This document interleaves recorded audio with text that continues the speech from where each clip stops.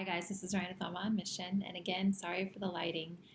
We are having another really gray day out, and I've spent about 5 minutes trying to figure out how to make it better, and this is as good as we're going to get. So today I thought I would talk a little bit about another buzzword that's going around a lot lately, and that is self-care. Hopefully you can hear me over my dishwasher too. Sorry.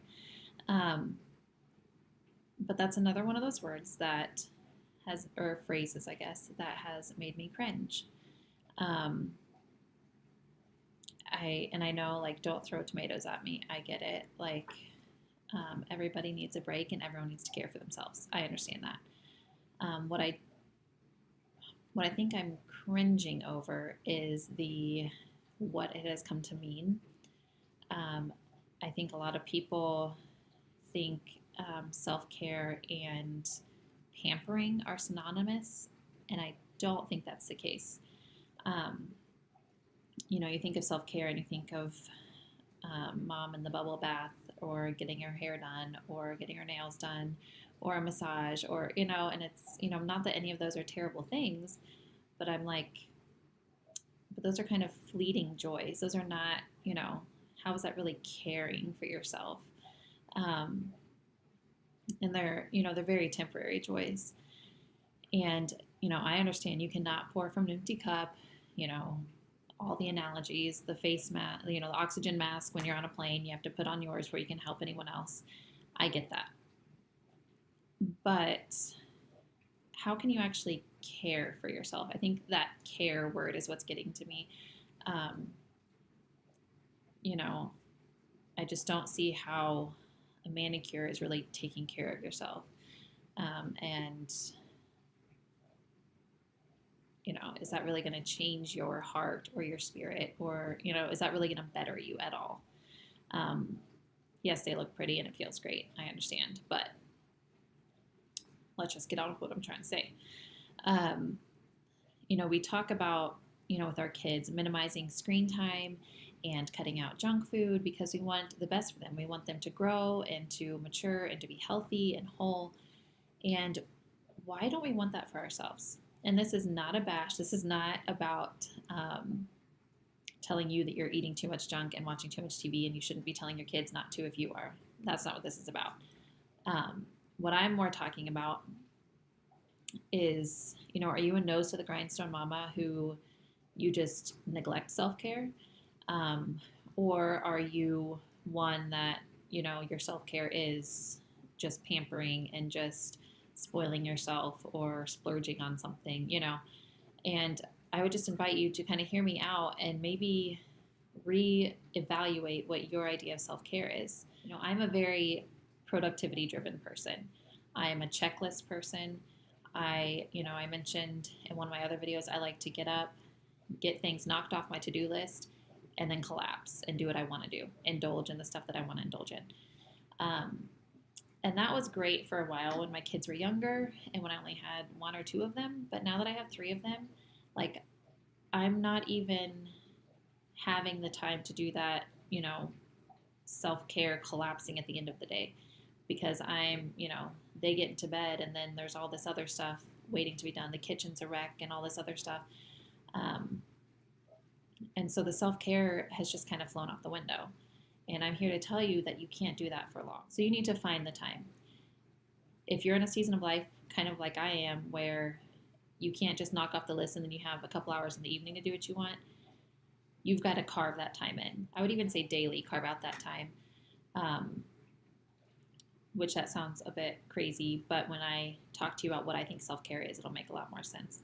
But you can't let that be weeded out. So when I'm talking about self-care, I mean doing something that grows you, that matures you, that stretches you, that just betters you as a person. Luke 10:27 says, and he answered, this is Jesus speaking to the lawyer that questioned him, asking what he had to do to inherit eternal life. And he answered, you shall love the Lord your God with all your heart, with all your soul, with all your strength, with all your mind, and love your neighbor as yourself. So this is not this is a well-known scripture, And what we tend to focus on is the love your neighbor as yourself, because that is a hard one, and that's something we've got to work on.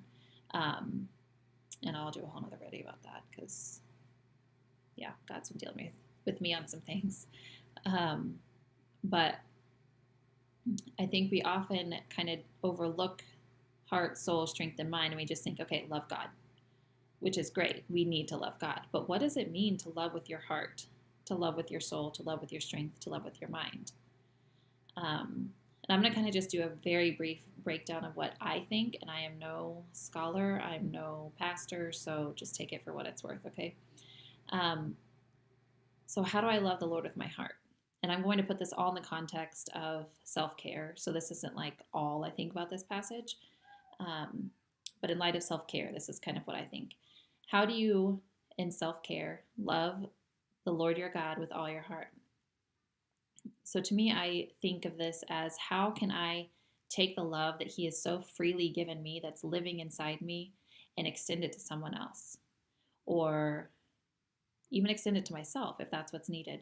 How can I maybe spend time with someone, maybe connect with a friend that you haven't seen in a while? How can I share the love that God has put in my heart with someone else? And number two, soul. In light of self-care, how do I love God with my soul? So I think this one's kind of obvious, get into your word, do a devotional, spend time in prayer, spend time listening to worship music and singing along, and spend time fellowshipping with believers that will encourage you. Go to that conference that your church is hosting, go to the Bible study that they're hosting, or whatever it is that can encourage you and keep you focused on God. Number three, strength. How are you honoring God with your body? Because strength obviously has to do with your physical body. And this is something I'm keeping in mind as I'm kind of on a journey to get, better in my body after my third baby. What can you do to honor God with your body, with your physical strength? In light of self-care, I think that means actually physically taking care of your body. So am I saying you have to go run a marathon, or you have to go do 2 hours of cardio, or what? No. But I am saying move your body, keep your body in check. Whether you like to dance, whether you want to go on a walk, or if you do want to go put in a video and do a 20-minute cardio, or if you want to go to the gym and lift weights, whatever you want to do, honor God with your body, and, care for your body. That is true care. And lastly, and this is the one I'm going to kind of focus on, mind. How can you strengthen your mind through self-care? And, the obvious one is books. You can read about anything and everything you want to read about. But I would encourage you to read a plethora of books. Don't just read nonfiction, hard books. Don't just read fluffy junk that doesn't mean much. Expose yourself to a variety of things. And I encourage you to read the classics, or, do read the hard books. Also, you can learn new skills. Is there a skill that you've never learned, or is there a skill that you have learned that you would like to just get better at or work on, or just a hobby that you think is fun but challenges your mind? And some of these can overlap. That's the great thing. You can be listening or reading a book that is challenging and is strengthening your mind, but it's a book about spirituality, and so you're growing in your spirit as well. You're learning more about God through that book. Or maybe you, with the skills and hobbies that you have, do honor God with your heart as well, because you put your heart into making that, and you go and, I love to crochet. So maybe I crochet a blanket for someone that I'm thinking about, and go and deliver it to them and talk to them. And, you could also bake for someone and take them something, or spend time with someone that you've been meaning to spend time with by baking, or by exercising, or by doing something, And so I just encourage you, in light of self-care, make sure that you're actually caring for yourself. Am I saying never get your nails done? No. Am I saying, never go get your hair done, or never, go watch TV. No. But I'm saying make sure that what you're doing is actually caring for yourself. It's actually making yourself better. I know a lot of Charlotte Mason mamas will talk about, truth, goodness, and beauty. And that's what they want to expose their kids to. And they want to lay out this table of all these good, great things and let their kids just feast upon it. Um, and we're a little bit Charlotte Mason ourselves, but not, we're not fully immersed in that. But I would say the same holds for any mom out there. Make sure that you're surrounding yourself with truth, goodness, and beauty. While we're telling our kids, don't eat the junk food, don't watch too much TV, don't play too many games, make sure you're actually reading good books and make sure you're, doing all these great things. Make sure we're doing them too. And that can get pushed aside because, we have a sink full of dishes and we have, kids who need this and need that. And we have a million and one places to be at once. And, I get it. But make sure you press pause on the productivity from time to time because I'm the world's worst at this. And, that feast that you set before your kids, make sure you come to the table too, mama. Make sure you come and eat for yourself. So hopefully this encouraged you. I don't know. But it's just been, one of those words that I keep seeing over and over. And I'm like, well,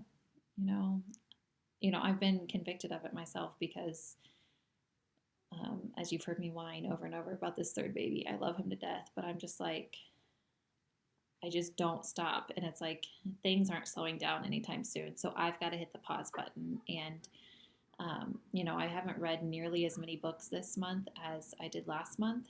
And it's because, our co-op started back up over this last month and a half. And, life isn't going to get any easier. It's not going to get any slower. So, I've just got to carve out that time for myself and make sure that I'm taking care of me in ways that are truly caring for me and not just fluffy stuff that's going to be, fleeting and not mean much tomorrow, So hopefully this encouraged you. And if you have any comments on this, I invite you to just put them below. And I would love to have a conversation with you about this.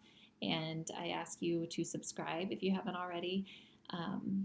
And we post videos. I try to post at least once a week, sometimes 2 or 3 times a week if I'm, knocking them out pretty fast. But we just talk about motherhood and biblical womanhood, homeschooling, homemaking stuff. So if any of that appeals to you, I just ask that you would subscribe, and I'll see you next time. Bye.